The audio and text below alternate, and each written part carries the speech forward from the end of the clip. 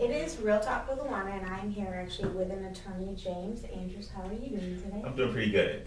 That's great. So you're going to break down some of the practices that you do as far as law and some of the common questions that people, the average person, may have. Okay.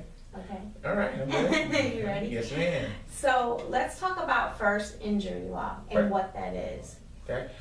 Pretty simple. Injury law is when someone gets hurt, but when it's someone else's fault that someone has been hurt.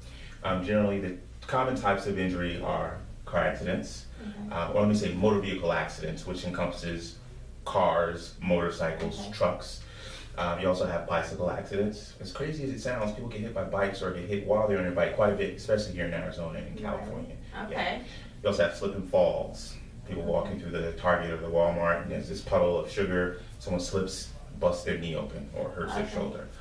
You have premises liability, where you may be visiting a hotel or someone's home, and there may be something that is the responsibility of the owner of that property causes you some form of injury. You've got dog bites, you've got food poisoning, and so forth and so on. But in short, it's any kind of an injury that a person suffers that is the fault of another person or another party. Okay. Let's break down, though, the fault of another person for Okay. somebody that may not understand that, because there's a lot of individuals that, you do hear them talking about injury law, and they may blame it as far as a slip and fall.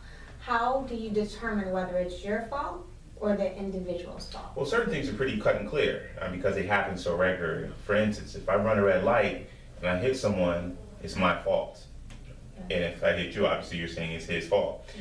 If I slip and fall in someone else's home and they have the responsibility of upkeeping the property in a manner that it's not going to cause a person that's in the property any damage, obviously it's their fault. So if you fall, you slip, just let's say the floors are, too waxy. This gets a little more complicated because one, it depends on the type of visitor you are, whether you're in a hotel, whether you're trespassing, whether you've been invited into someone's home, because they each have a different level of responsibility for the owner.